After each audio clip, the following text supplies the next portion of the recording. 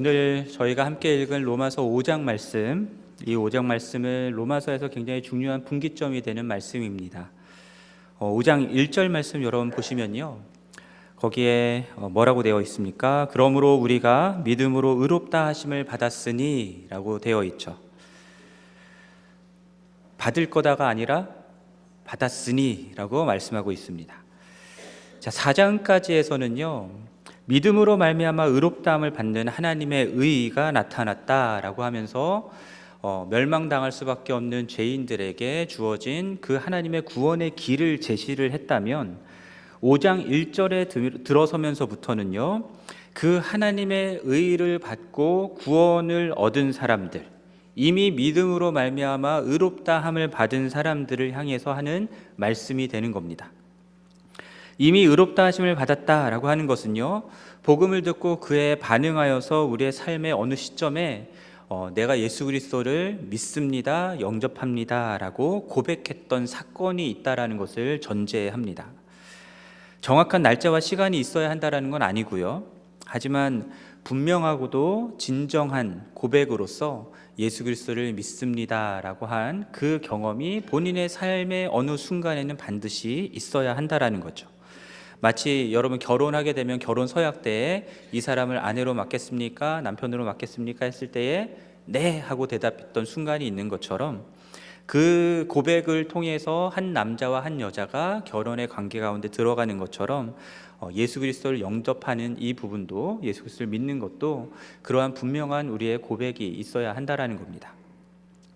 그런데 교회를 다니지만 여전히 이 고백이 없는 분들이 있어요.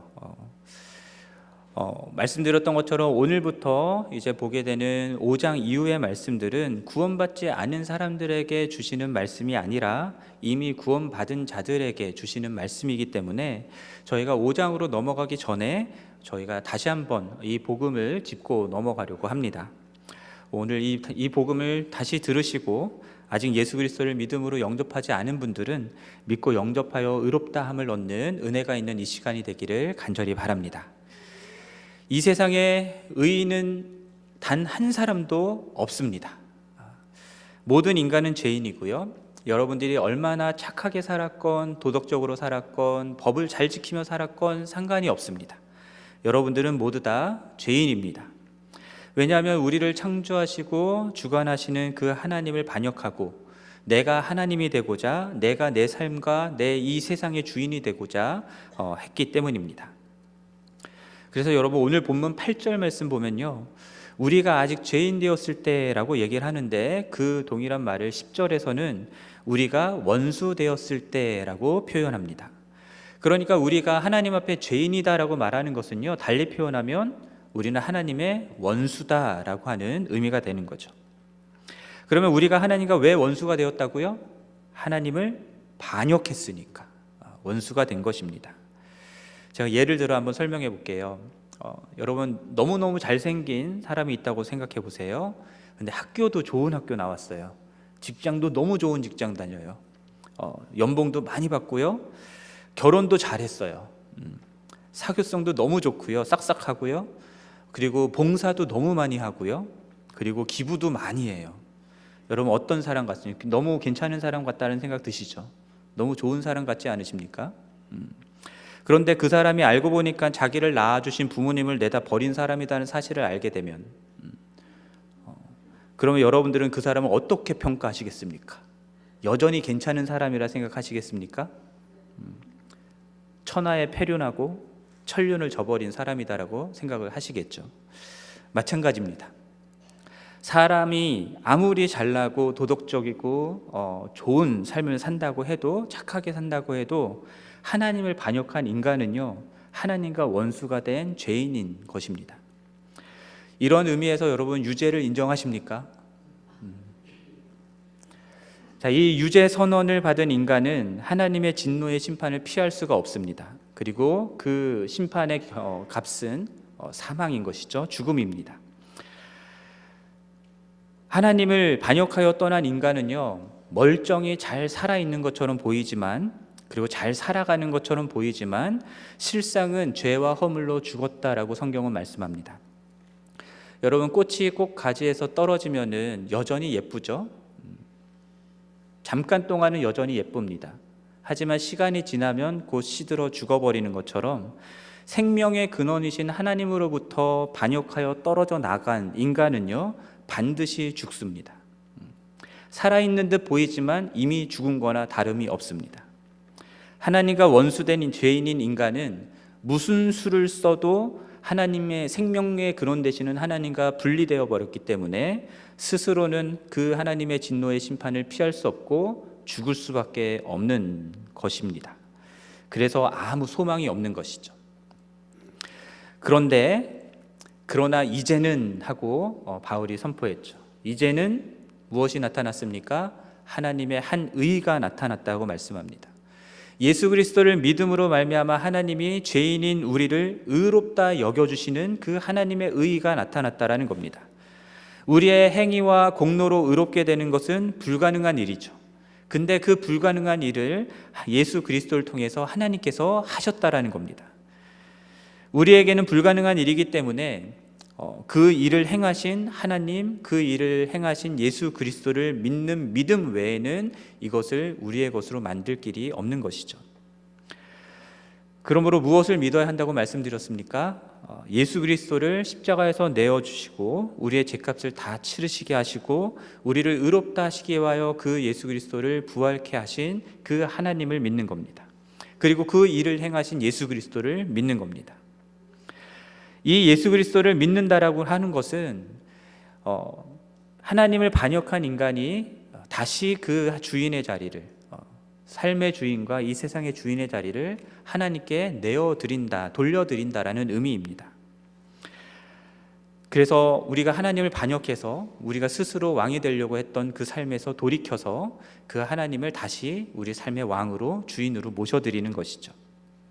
이것이 회개입니다. 다시 본래의 자리로 돌아가게 만드는 것이죠.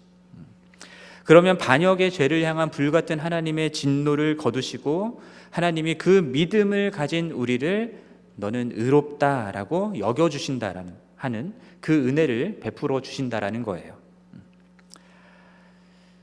개인적으로 교회를 다니지만 복음을 들어도 그것이 복음인 줄 잘 모르고 또 예수 그리스도를 믿음으로 의롭다함을 받는다라고 하는 이 은혜도 모르고 그저 교회만 왔다 갔다 하시는 분들이 가장 안타까운 분들이라는 생각을 해봅니다. 왜냐하면 매주 적어도 일주일에 한 번은 산의 진미가 풍성히 차려져 있는 그곳을 드나들고 있는데 본인은 정작 음식을 먹지 못해서 영양실조로 기진해 있는 상태로 살아가고 있기 때문입니다. 여러분, 고깃집에 가면 뭘 먹어야 되겠습니까? 고기를 드셔야죠. 그렇죠? 교회는 복음을 선포하고 영혼을 살려서 자라게 하는 곳입니다. 교회에 오면은 복음을 듣고 영혼이 살아나고 자라는 것을 경험하셔야 되는 것이죠. 그냥 사람 보러 친교하러 교회에 오려면은, 그런 목적으로 교회를 오려면 그냥 여러분 교회 다니지 마시고 동호회 가시는 게 훨씬 편합니다. 교회 오면은 이거 해라 저거 해라 막 요구하잖아요. 그런 거 없이 그냥 본인이 즐기고 싶은 거 즐기려면 동호회 가셔서 즐기는 게 훨씬 쉽습니다. 또 본인이 세상에서 재밌고 즐거운 삶을 추구하고 싶으면 그러면 그냥 술집 가서 술 드시고 카지노 가서 좀 당기고 그리고 유흥 즐기러 돌아다니시면은 그게 훨씬 편하고 좋습니다. 근데 교회는 그러려고 다니는 곳이 아니다라는 거죠. 물론 형제자매들 간의 교제가 있습니다. 하지만 그 교제도 나 즐겁자고 하는 교제가 아니에요. 교회는 하나님의 진노 아래 멸망당할 수밖에 없는 그런 죄인에게 하나님의 구원의 길이 있다라는 것을 제시하는 것이고요. 그래서 그 죽음 앞에 소망이 없던 자들이 생명을 얻게 하는 곳이고요. 그 생명을 얻었기에 너무나 감사하고 기뻐서 함께 생명을 얻은 형제 자매들과 기뻐하고 예배하는 곳이 그곳이 교회인 것입니다. 그러므로 이제 이 질문 앞에 우리들이 다시 한번 정직하게 섰으면 좋겠습니다. 여러분들은 이 예수 그리스도를 믿으시겠습니까? 아멘. 이미 이 예수 그리스도를 믿음으로 말미암아 의롭다함을 받으셨습니까? 아멘. 예. 지구촌 교회에 나오시는 모든 분들, 그리고 온라인으로 예배 드리시는 모든 분들, 한 분도 빠짐없이 이 예수 그리스도를 믿고 영접하여서 의롭다함을 얻는 이 구원을 얻기를 간절히 바랍니다. 모두 다 아멘 하셨다라고 생각을 하고, 그럼 이제 이미 믿음으로 의롭다 하심을 받은 자들에게 주시는 로마서 5장 말씀으로 들어가도록 하겠습니다. 오늘 본문은 믿음으로 의롭다 하심을 받은 결과가 무엇이냐라고 하는 것을 우리들에게 말씀해 줍니다. 칭의를 받았다라고 하는 것만이 아니라 칭의를 받은 결과가 무엇이냐를 말해주는 거죠. 어떻게 된다고 말하냐면 1절 후반절을 보면은 하나님과의 관계에서 화평을 누리게 됐다라는 것을 얘기하는 겁니다. 자, 앞서 말씀드렸던 것처럼 우리들은 죄인이었고요, 하나님과 원수된 관계였습니다. 우리가 하나님 싫다고 반역해버리고 떠나버렸거든요.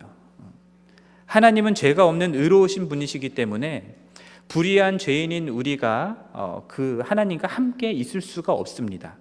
아담과 하와가 범죄한 후에 에덴 동산으로부터 쫓겨났던 것처럼 하나님이 계신 곳에 죄인인 인간은 함께 할 수가 없습니다. 함께하면 어떻게 됩니까? 죽습니다.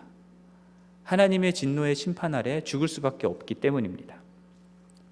그래서 구약에서 하나님이 계신 성소, 특히 지성소에는 어느 누구도 함부로 들어갈 수가 없었습니다. 성소의 물건을 만지게 되면 어떻게 됩니까? 죽었습니다. 의로우신 하나님의 죄인에 대한 심판이 그런 식으로 나타났던 것이죠. 그래서 죄인인 인간이 하나님께 나아가기 위해서 필요한 것이 무엇이냐면 의입니다. 죄가 없는 상태가 되는 것이 필요한 것이죠. 전에도 말씀드린 적이 있었는데 이 의라고 하는 것은 관계적인 개념이 있습니다. 하나님과의 평화의 관계, 화평의 관계를 맺기 위해서 우리들에게 필요한 것이 바로 이 의라는 것이죠.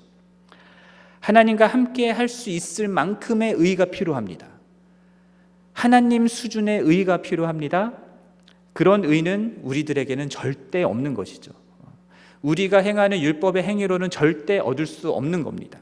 그렇기 때문에 하나님은 죄인인 우리들의 믿음을 보시고 하나님이 내가 너를 의롭다 생각하겠다, 의롭다 여기겠다라는 그 은혜를 베풀어 주시는 거예요. 어떤 은혜입니까? 하나님이 친히 하나님이 싫다고 반역한 우리들의 관계를 다시 화평하게 만들고자 예수 그리스도를 보내신 그 은혜입니다.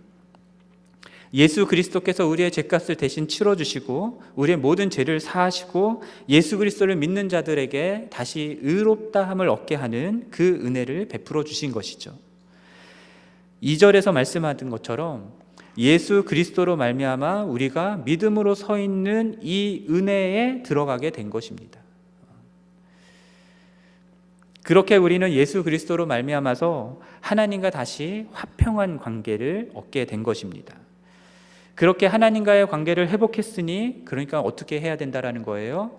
그 관계를, 화평의 관계를 누려야 한다라는 것을 말하는 겁니다. 그래서 믿음으로 의롭다함을 받은 사람들은요, 하나님과의 화평의 관계를 갖게 된 사람들입니다. 그 관계를 누려야 하는 사람들입니다. 달리 표현하면 하나님과의 인격적인 관계가 시작된 사람들이다라는 겁니다. 인격적인 관계라고 하는 것은 사무적인 일 관계가 아닌 거죠. 인격적인 관계는 어떤 겁니까? 마음과 마음이 나누어지는 관계입니다. 사랑과 사랑이 나누어지는 관계입니다. 마치 아기가 태어나 부모와 사랑의 관계를 나누는 것과 같습니다. 부모는 아기를 너무 사랑하면서 만족해하며 아기를 바라보죠. 젖을 먹이죠. 재우죠. 옷을 입히고 키우죠. 그러면 아기는 어떻게 반응합니까? 그 어머니의 사랑 안에서 안정감을 느끼며 빵긋빵긋 웃으며 또 편안하게 자면서 그냥 그것으로 반응하는 것이죠. 갓난아기 때문에 말은 못하더라도 그 관계가 이미 형성되어 있는 것이고 그 관계, 인격적인 관계를 나누고 있는 것입니다. 히브리서 10장 19절에서는요, 성소에 들어가면 죽었던 우리들이 예수의 피를 힘입어 성소에 들어갈 담력을 얻었다라고 말씀합니다. 예수 그리스도가 우리를 위하여 흘리신 그 피 때문에 전에는 성소에 들어가면 죽기 때문에 성소에 가까이 다가가는 것만 해도 두려웠었는데, 근데 이제는 예수의 피 때문에 성소에 그냥 맘 놓고 들어갈 수 있게 됐다라는 거죠. 제가 원고에서는 뺐었는데 1부 때도 그냥 원고 없이 그냥 말씀드렸던 예가 하나 있는데요. 그냥 아침에 하기에는 적절치 않은 예일 수도 있을 것 같아서 뺐다가 그래도 도움이 될까 하고 다시 말씀을 드립니다. 여러분, 제가 화장실에서 볼일 보고 있는데 여러분이 갑자기 문을 확 열고 들어오시면 어떻게 되겠습니까? 난리 나겠죠? 그렇죠? 근데 저희 아들은요, 제가 화장실에서 볼일 보고 있을 때 불쑥불쑥 들어옵니다. 네, 화장실은 프라이빗한 공간이라고 좀 그러지 말라고 얘기를 해도 그냥 자기 할 일 있으면 그냥 훅 들어와요. 근데 뭐 어쩌겠어요, 아들인데.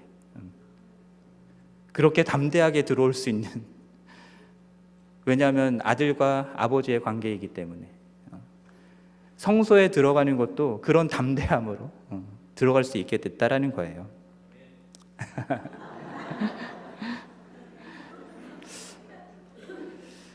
예, 그렇기 때문에 우리는 하나님께 나아가 2절 후반부에서 말씀하는 것처럼 하나님의 영광을 바라고 즐거워할 수 있게 됐다고 말씀합니다.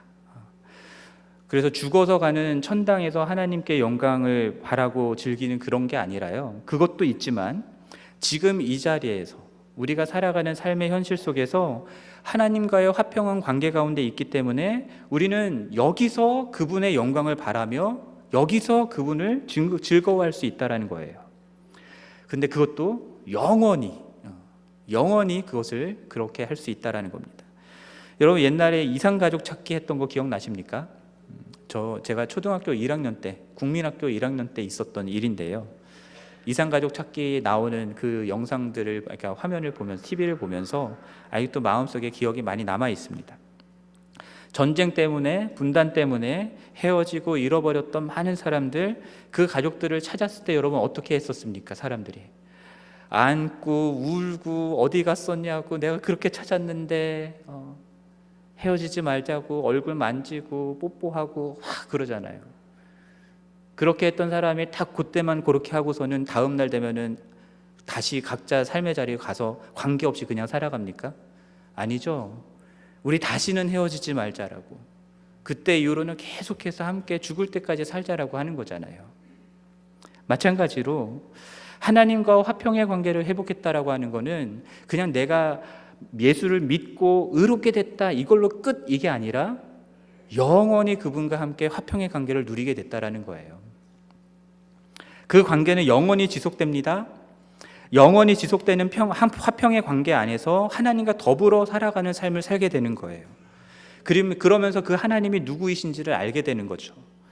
그래서 성경은 그거를 영생이라고 부르는 겁니다. 영원한 생명이라고 부르는 거예요. 그냥 나 영원히 산다가 아니라 하나님과의 화평한 관계 속에서 하나님을 영원히 알아가는 삶을 사는 것, 그것이 영생입니다.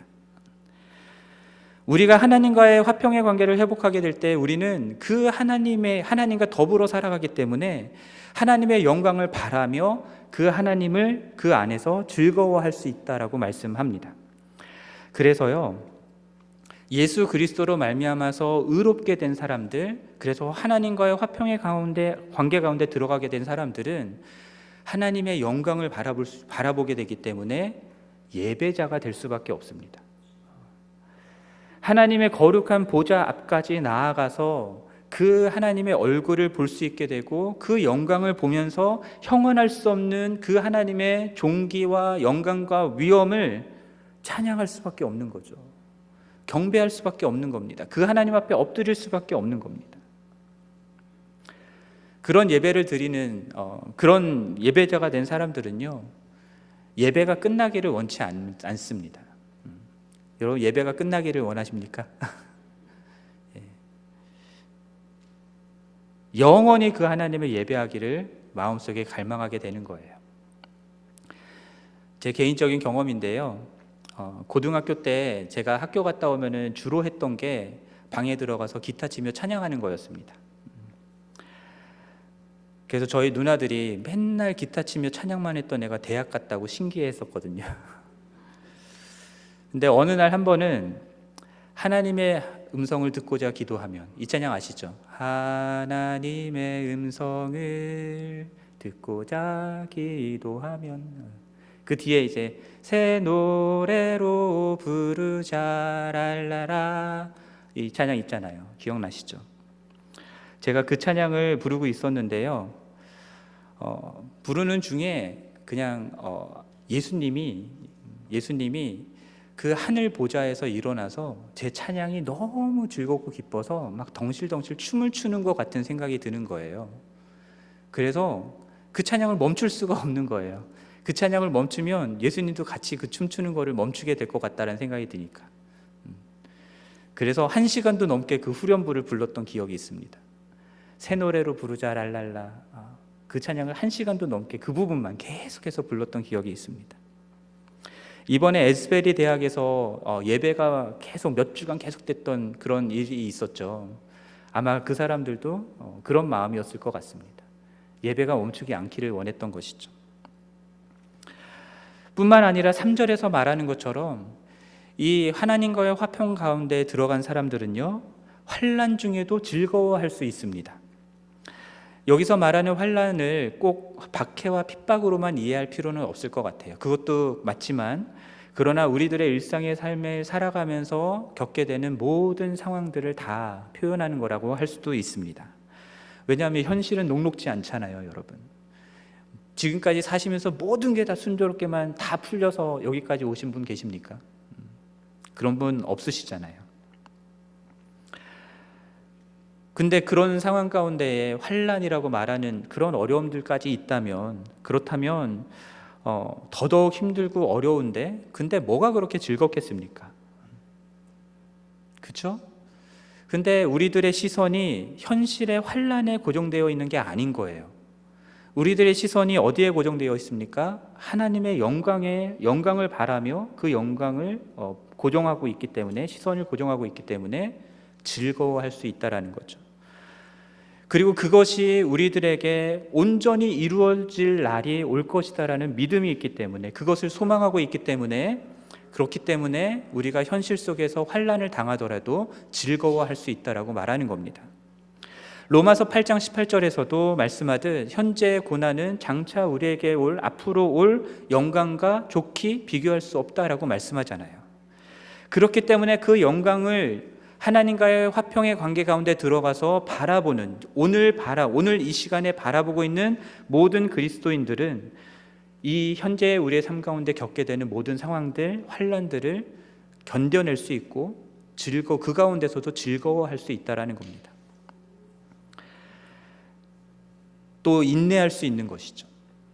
인내하면서 연단을 받는다라고 말하는데, 연단은 영어 성경으로 보면요, proven character라고 되어 나옵니다. proven character. 검증된 인격과 성품이 드러나는 것이죠. 원어의 의미에도요, 검증하는 그 과정이라고 하는 테스트의 의미가 있습니다. 그 사람이 믿는다라고 얘기하는 거, 그 사람의 성품이 정말 순전하다라고 하는 것이 인내의 과정을 통해서 검증되는 것이죠. 확실하게 되는 것입니다. 그것을 연단이다라고 얘기하는 거예요. 그렇게 기다리며 연단될 수 있는 것은 앞으로 나타날 하나님의 영광, 하나님의 나라에 대한 소망이 반드시 이루어질 것을 소망하기 때문인 것이죠. 여러분, 이루어지지 않을 것을 소망하면서 살아가는 사람들을 우리는 정신병자라고 얘기합니다. 그렇죠? 근데 내 눈에 보이는 현실 너머에 지금은 이루어져 있지 않지만 반드시 이루어질 것을 믿음으로 살아가는 사람들을 뭐라고 부르냐면 그리스도인이라고 부르는 겁니다. 그렇기 때문에 그리스도인들은 오늘을 인내하며 기다릴 수 있는 것이고, 그 소망을 가지고 살아갈 수 있는 것입니다. 자, 이 영광의 하나님, 그 영광의 하나님의 나라에 대한 소망은 반드시 이루어지는데 그 이루어진다라고 하는 것에 대한 보증이 우리들 가운데 주어졌어요. 5절에서 말씀하는 것처럼 우리 안에 계신 성령 하나님이 그것을 보증하시는데 그 성령 하나님께서 그 안에 우리 안에 거하시면서 우리 마음에 무엇을 부어주신 바 되냐면 하나님의 사랑을 부어주신 바 되었다라고 말씀합니다. 믿음으로 말미암아 의롭다 함을 받은 사람은 그 안에 성령 하나님이 거하시죠. 그리스도의 영이신 성령 하나님이 그 안에 없는 사람들은 그리스도인이 아닙니다. 성령이 아니면 예수 그리스도를 주라 시인할 수 없습니다. 예수 그리스도를 믿는 것 자체가 불가능합니다. 여러분 안에 성령 하나님이 계십니까? 아멘. 혹시 잘 모르시겠는 분이 계십니까? 그런데 예수 그리스도를 믿는다라고 고백하시는 분이 있습니까? 여러분들의 그 믿음의 고백이 여러분 안에 성령이 있다라고 하는 증거입니다. 여러분, 솔직히 말해서 우리들이 예수 그리스도를 믿는다라고 하는 것은요, 정말 기적입니다. 내가 믿고 싶다고 믿을 수 있는 게 아니잖아요. 현대 과학기술과 지식으로는 믿을 수 없는 내용들이 성경에 얼마나 많이 나옵니까? 그런데 그게 믿어져요. 어떻게 해요? 은혜로요. 성령 하나님이 우리 안에서 그 일들을 행하시기 때문에 우리는 그 믿음을 가지고 예수 그리스도를 믿을 수 있는 것입니다. 그런데 그 성령 하나님께서 우리로 하여금 예수 그리스도를 믿게 하실 뿐만 아니라 우리 안에서 확증하시고 부어주시는 것이 있다라는 거예요. 그것이 무엇입니까? 하나님의 사랑입니다. 하나님의 사랑이 부음바 되었다라고 말씀하고 있잖아요. 5절 말씀에서. 이 사랑이 우리의 마음을 가득히 채우는 은혜를 경험하는 거예요. 하나님의 사랑이 우리가 믿음으로 의롭다함을 얻게 되는 근거가 된다라는 것이고요. 이 하나님의 사랑이 우리가 하나님과 화평을 누리게 된 근거가 된다라는 것이고, 이 하나님의 사랑이 하나님의 영광을 바라고 즐거워할 수 있는 유일한 근거가 된다라는 것을 말씀하는 겁니다. 하나님의 사랑. 그래서 바울은요, 6절부터 11절까지 그 하나님의 사랑이 어떻게 나타났는가를 얘기를 합니다. 하나님의 사랑이 어떻게 나타났냐면 예수 그리스도로 말미암아 나타났다라고 말하는 거예요. 그래서 5장 말씀 속에서요, 1절부터 11절 사이에, 우리가 읽었던 1절부터 11절 사이에 예수 그리스도로 말미암아 또는 예수 그리스도께서라고 하는 말들이 몇 번이나 나온지 아십니까? 1절에도, 여러분 한번 성경 보세요. 1절에도 나오고 2절에도 나오고 6절에도 나오고 8절 나오고 9절 나오고 10절 나오고 11절 나오고 7번 나옵니다. 7번. 3절, 4절, 5절, 7절 빼고 다 나옵니다. 예수 그리스도로 말미암아 나타난 하나님의 사랑. 바울은요, 지금 칭의라고 하는 것뿐만이 아니라 칭의의 결과로 제시된 모든 것의 근거가 예수 그리스도로 말미암는 그 하나님의 사랑에 있다라는 것을 말하고 싶은 거예요. 그래서 6절 말씀 보면은 우리가 아직 연약할 때에 기약대로 그리스도께서 경건하지 않은 자를 위하여 죽으셨다라고 말씀하죠. 죄가 없으신 의로우신 하나님의 아들 예수 그리스도가 이 땅에 오셔서 경건하지 않은 연약한 죄인들을 위해서 죽으셨다라는 겁니다. 근데 그 죽음이 그냥 쉬운 게 아니잖아요. 사람들이 할 수 있는 일이 아니잖아요. 7절 말씀 보면은 다른 사람들을 위해서 죽는 게 쉬운 일은 아닌데 그래도 가끔은 의인을 위해서, 선한 사람을 위해서 죽는 사람들이 있다라고 얘기를 해요. 여러분 기억나십니까? 2000년대 초반에 있었던 사건인데 일본에서 지하철 선로에 떨어진 취객을 구하려고 우리나라 대학생 한 명이 뛰어들었다가 같이 치여 죽는 사건이 있었죠. 이수연 씨라고 기억나십니까? 지하철 의인이라고 부르고 일본에서는 매년, 아직까지도 매년 그 이수연 씨의 그 선행을 기리고 있습니다. 그런 식으로 위기에 빠져 있거나 순간적으로 뛰어들어서 누구를 구하거나 하는 일들이 가끔씩 있기는 해요. 하지만 경건하지 않은 연약한 사람, 죄인을 위해서 죽는다라고 하는 것은 있을 수가 없는 일입니다. 내 목숨을 걸 만큼 숭고한 가치를 위해서 목숨을 걸거나 그만한 가치가 있다 여겨지는 사람을 위해서 내 목숨을 희생하는 것은 사람들이 어느 정도 할 수도 있어요. 하지만 여러분, 내가 생각해도 저 사람은 죽어 마땅해 라고 생각하는 사람을 위해서 여러분 죽을 수 있겠습니까? 그런 사람을 위해서 내가 내 목숨을 왜 버리냐고요. 그냥 그 사람은 그냥 죽어 없어지는 게 마땅한 사람인데 내가 왜 그 사람을 위해서 죽습니까? 그 사람을 왜 살립니까? 그런데 하나님이신 예수님이 그 일을 하셔서 우리를 위해서 죽으셨다라는 겁니다. 이것을 8절에서 또 얘기해요. 8절 말씀 보면은 우리가 아직 죄인 되었을 때에 라고 얘기하죠. 우리가 아직 죄인 되었을 때에 그리스도께서 우리를 위하여 죽으셨습니다. 언제 죽었다고요? 우리가 아직 죄인이었을 때. 여러분, 지금 내가 도저히 용서할 수 없는, 생각만 해도 화가 나는 그 한 사람, 얼굴도 보고 싶지 않은 그 한 사람 떠올려 보십시오. 그 사람을 살리기 위해서 여러분의 아들, 여러분의 자녀를 죽여야 한다고 한다면 여러분 순순히 그렇게 하실 수 있겠습니까? 할 수 있는 분은 없을 겁니다. 제가 예전에 어느 설교에서 말씀드렸던 적이 있었는데요. 한 10년 전인 것 같아요. 한 10년 전에 제가 코스타에 갔었을 때요.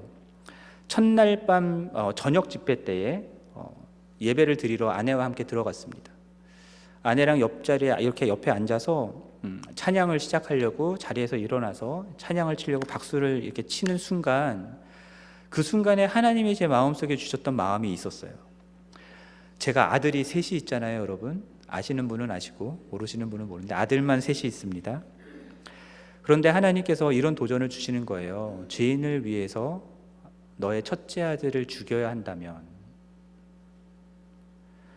생각만 해도 마음이 너무 아프고 막 찢어지는데요. 그런데 나 같은 죄인을 위해서 당신의 아들을 내어주신 그 하나님, 그 하나님의 마음이 아들 셋 둔 아버지로서 그 마음이 느껴지는 거예요.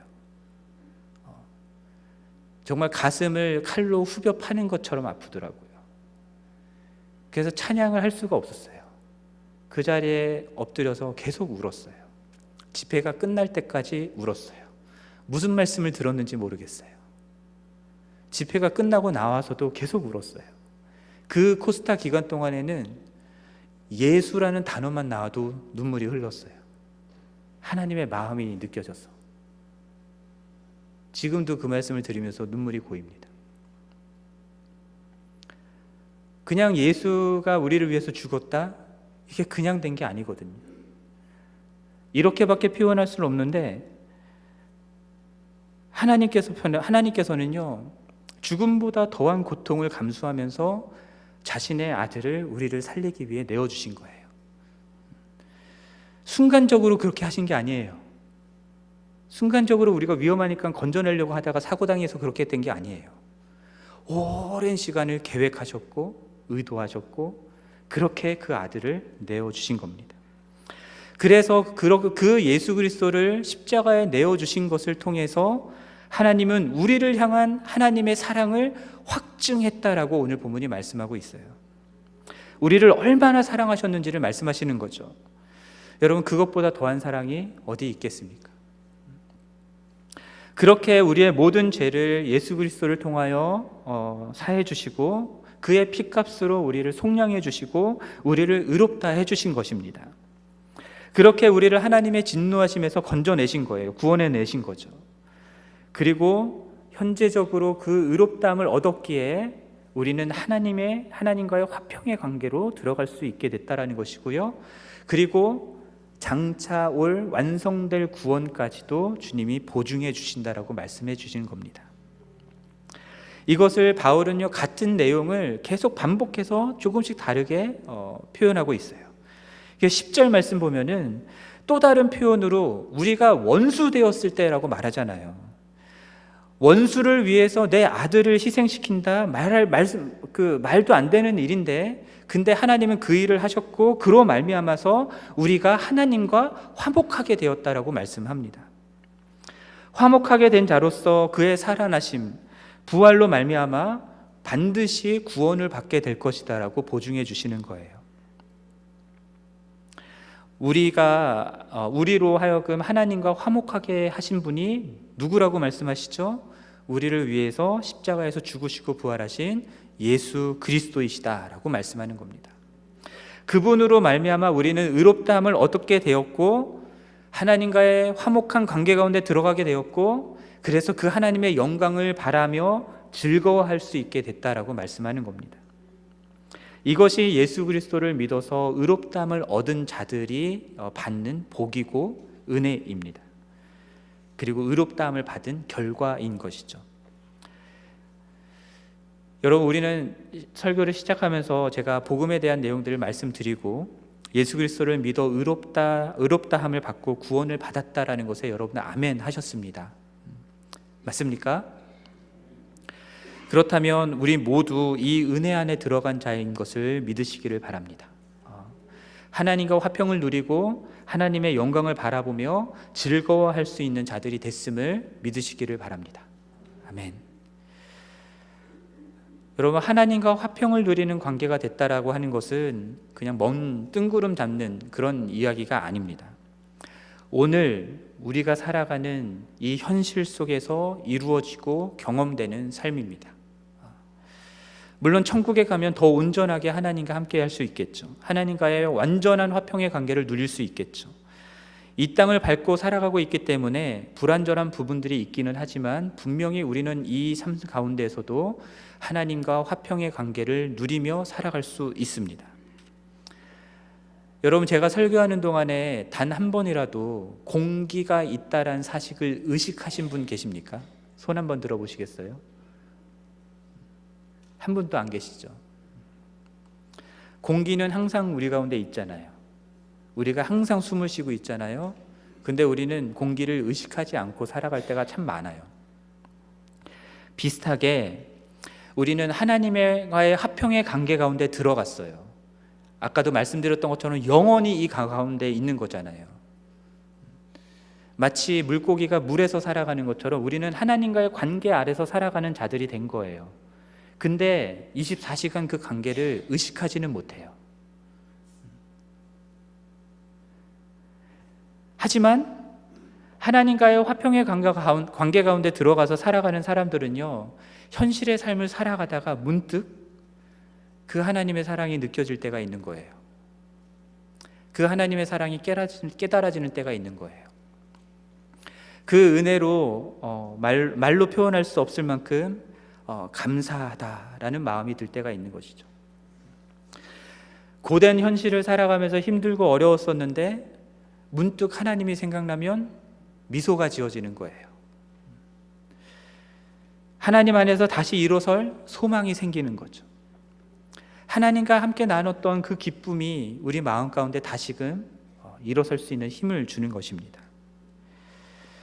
특정한 사람의 개인적인 경험을 모두에게 일반화시킬 수는 없지만 여러분, 다양한 모습으로 우리 각자는 하나님과 더불어 살아가는 화평의 관계 가운데 살아가는 삶을 다들 경험하십니다. 그래야 믿음으로 의롭다함을 받은 자인 것이죠. 믿음으로 의롭다함을 받았는데 이 화평의 관계가 없다. 그럴 수는 없다라는 겁니다. 그런데 이 화평의 관계 가운데 살아가고 있다는 것은요, 내가 이렇게 살아야지, 저렇게 살아야지, 내 노력하고 내가 어떤 행위로 이룰 수 있는 것도 아닙니다. 우리는 여전히 연약하거든요. 우리는 여전히 죄를 짓거든요. 우리는 여전히 하나님을 반역할 때가 많거든요. 그러나 그러한 우리들의 모습을 발견할 때마다 예수 그리스도께서 우리를 위하여 행하셨던 그 일을 의지하여서 그 은혜를 힘입어서 다시 하나님께 나아갈 수 있는 겁니다. 다시 하나님과의 관계 가운데서 풍성한 삶을 살아갈 수 있는 것이죠. 내가 여전히 죄를 짓고 연약하고 넘어졌다라고 하는 사실 때문에 우리의 양심이 끊임없이 우리를 괴롭히고 있다고 한다면, 그래서 수년 전에 있었던 일, 십수년 전에 있었던 일, 그 일들 때문에 여전히 죄책감에 매여 있다면, 그렇다면 어쩌면 우리는요, 예수 그리스도께서 행하신 은혜의 일 때문에 내가 구원받았다라고 생각하는 게 아니라 내가 스스로 거룩해지고 온전해짐으로써 하나님과의 화평의 관계를 이루어 가고자 하는 것일 수 있습니다. 하나님과 화평을 누리는 것도 우리의 노력과 행위로 되는 것이 아닙니다. 오직 예수 그리스도께서 행하신 그 일들을 믿음으로 이룰 수 있는 것입니다. 그렇기 때문에 죄 가운데 빠지는 우리가 할 수 있는 것이라곤 나의 연약함을 인정하는 것밖에 없는 거죠. 나의 죄를 하나님 앞에 인정하고 고백하는 것밖에 없는 겁니다. 근데 그렇게 하면 다시 하나님과의 화평의 관계 가운데 들어가 누리며 살 수 있게 된다라는 거예요. 그러므로 여러분, 어떠한 이유에서건 예수 그리스도를 믿어 의롭다함을 받았는데 하나님과의 화평의 관계 가운데 그것을 누리며 살아가지 못하고 있는 분들이 있다면, 여러분 예수 그리스도를 의지하시기 바랍니다. 여러분의 행위와 여러분의 의가 아니라 예수 그리스도께서 우리를 위하여 행하신 그 일을 의지하여서 다시 하나님께 나아가시기를 바랍니다. 다시 그 안에 들어가시고 다시 그 하나님의 영광을 바라보며 그리고 즐거워하는 은혜가 있기를 바랍니다. 그렇게 매 순간 예수 그리스도로 말미암아 하나님과의 화평을 누리는 우리 모두가 되기를 주님의 이름으로 간절히 축원합니다.